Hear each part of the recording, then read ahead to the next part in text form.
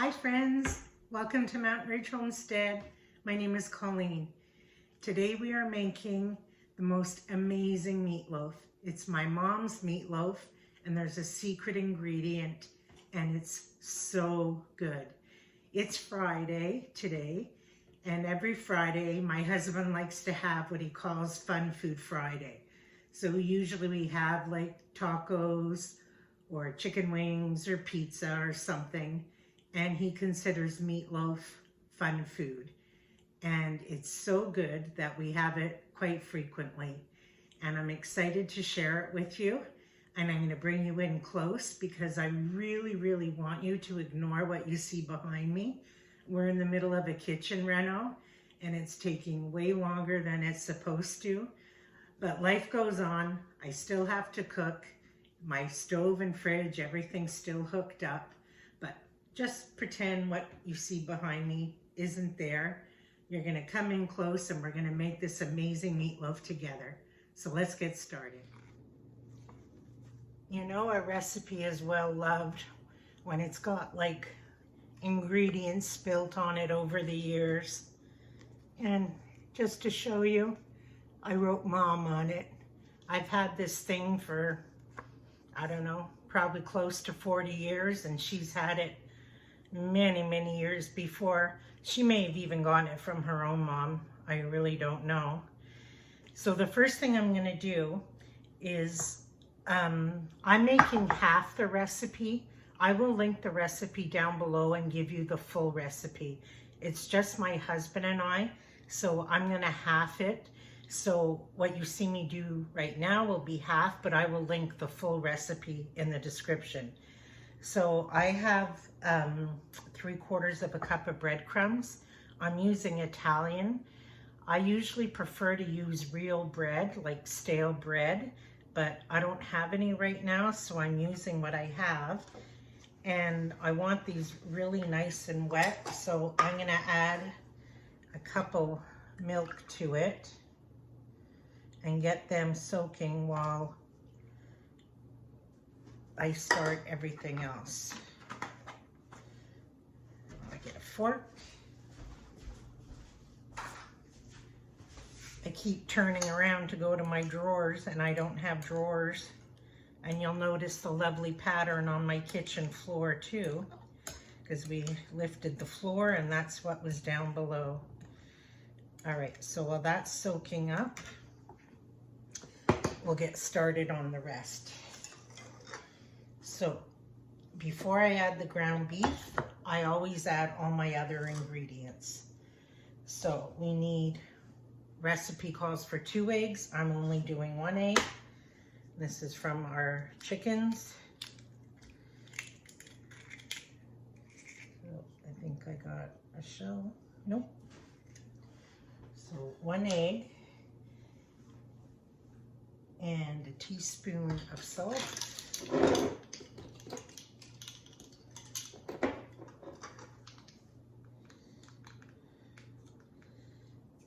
Teaspoon of salt. A bit of black pepper.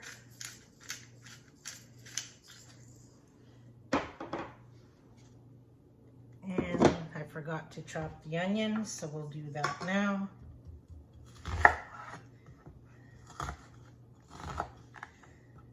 You can chop it how you like. We don't care, and I'm not fancy. Some pieces will be big, some will be small. This is a bit of a slippery onion, so. Actually, the main recipe calls for 1 onion, 1 medium onion, and this was probably close to a medium onion, but my husband likes it oniony, so that's what I'm going with. And I'm not gonna have just part of a little onion in the fridge, so we'll use that. So that goes in the bowl. Now, the secret ingredient to this recipe is carrot. I don't know if maybe you guys have heard of this or you do it in your own meatloaf recipes, but to me, it's just like when you make carrot cake. the carrot is what keeps it moist. I can use very lean ground beef. In fact, I'm using our homegrown beef, but the carrot gives it a bit of a crunch, but it keeps the meat so moist, and you're adding a vegetable to your meal as well. So believe it or not, this is from our garden from last year. It's May, and these were harvested in September, and they've been in my storage fridge downstairs, and you can still hear how hard and crunchy it is. I only have a few left.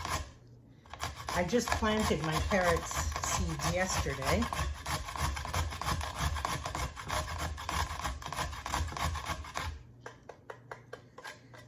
So I don't know if anyone's ever added carrot. I've never seen it anywhere. So what I'm going to do is give that a good stir. Well, I always mix all my other ingredients together first, because once you put the meat in, you don't want to handle it too much. That's what can make your meatloaf a bit tough, I guess. Like, you don't want to handle the meat so much. So now my breadcrumbs look good. They're not, if I was to use like real bread, they'd be kind of the same consistency, so that's what I'm looking for. So I have breadcrumbs, milk, an onion, carrot, 1 egg, salt, pepper. I'll mix that all together.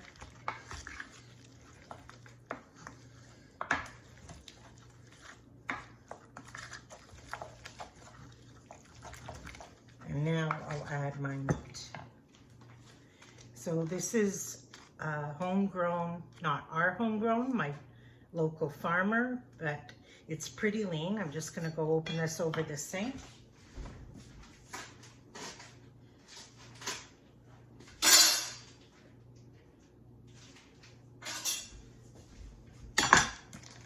It's actually quite lean.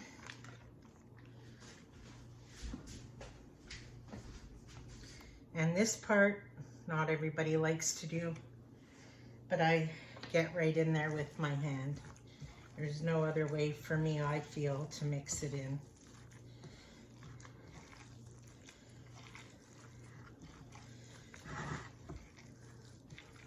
I just want it mixed together. I don't need it smushed or anything.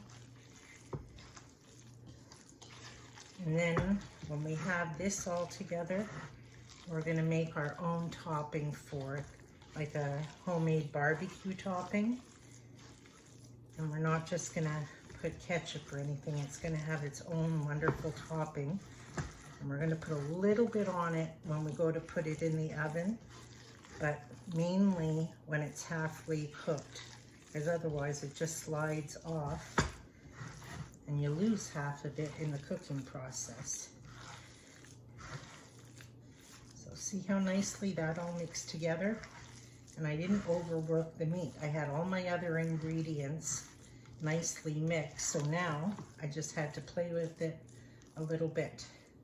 So I'll wash up my hands and we'll get it onto the pan and into the oven, and then we can make the sauce.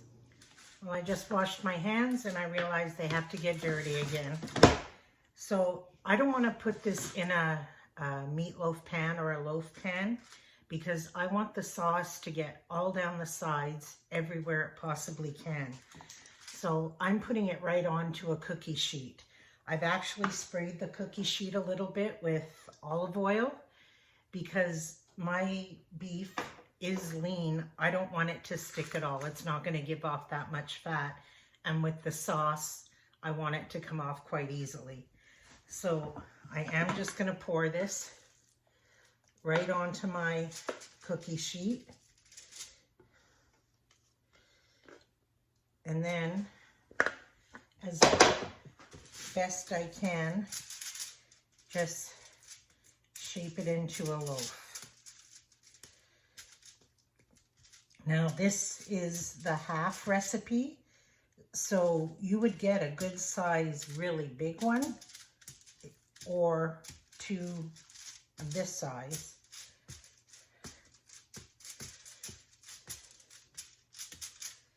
Obviously it's going to shrink a bit, but I'm just trying to make sure it's going to keep its form. Make it a good size loaf. Now my mom's recipe says to cook it at 325 for like up to an hour, but sometimes I don't have time for that. So I put it to 350 and I'll cook it for like 45 minutes. I always check with the meat thermometer anyway. So there we have our loaf. And I just put a few little holes so when I put the sauce on, some of it can seep through. So now I'll go wash my hands again and we'll make the sauce. Now we're going to make the sauce or the topping for the meatloaf, and it's very simple. 3 ingredients. I'm going to use mustard, ketchup, and brown sugar, your typical barbecue sauce.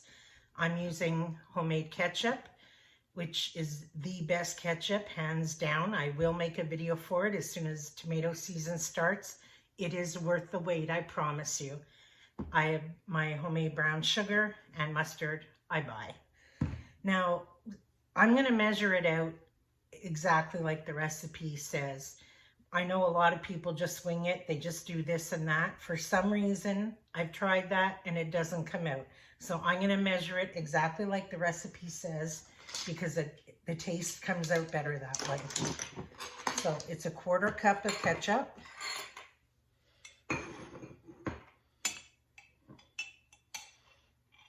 Oopsie. That's why I wear an apron, because I'm always making a mess.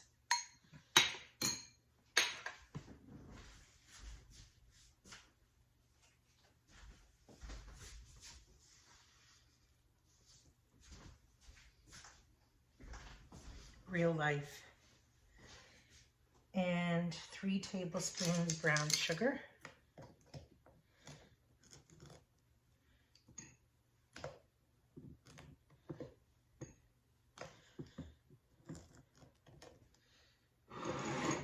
And 2 tablespoons mustard.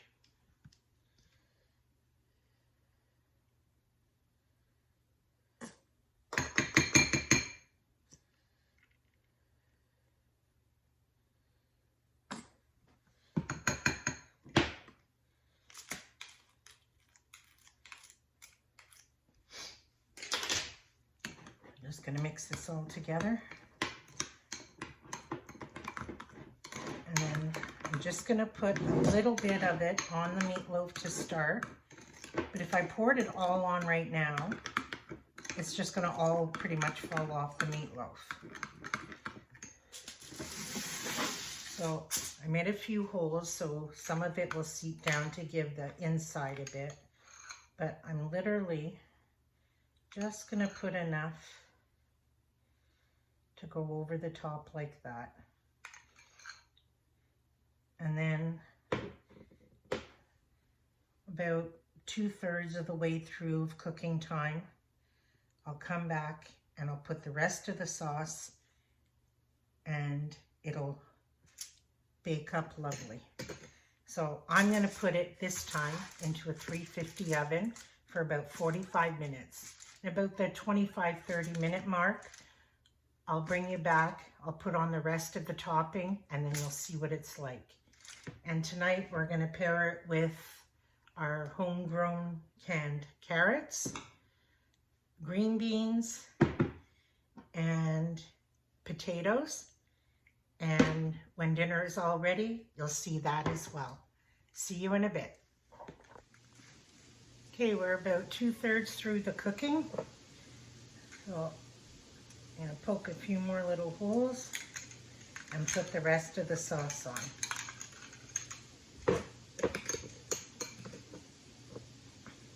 Then it's going to get nice and dark and brown. And the house already smells amazing. Just kind of let it drip down the sides.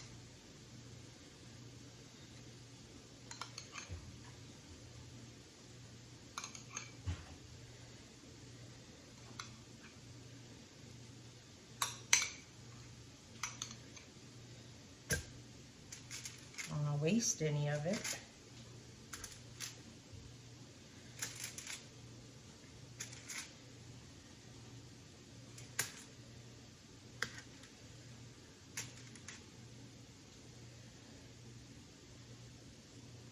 All right, so it's going to go back in for about another 15-20 minutes. And she's ready.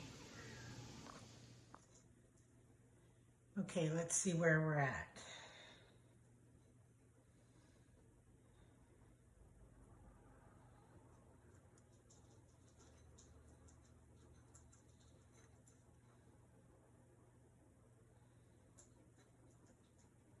Okay, well, we're already over 170, so that's good enough for me. So we're just going to let it sit and rest for a bit, and then I'll serve up supper. So here you have it. Delicious, delicious meatloaf with the grated carrot through it that makes it so moist and delicious. The glaze all around the top and down the side. I promise you, it's so good. We have the homegrown canned potatoes with green beans, the homegrown canned carrots, pretty much a pantry pull meal. It's at least 90% all homegrown, and I love when I can make a dinner like that. So I hope you enjoyed this. Do you have a secret ingredient meatloaf? Do you have a favorite meatloaf recipe? I'd love to hear it. I love to try new recipes. Maybe yours is better than mine. Let me know. So I'm going to have a taste of this. We're going to sit down for supper. And until we're together again, take care.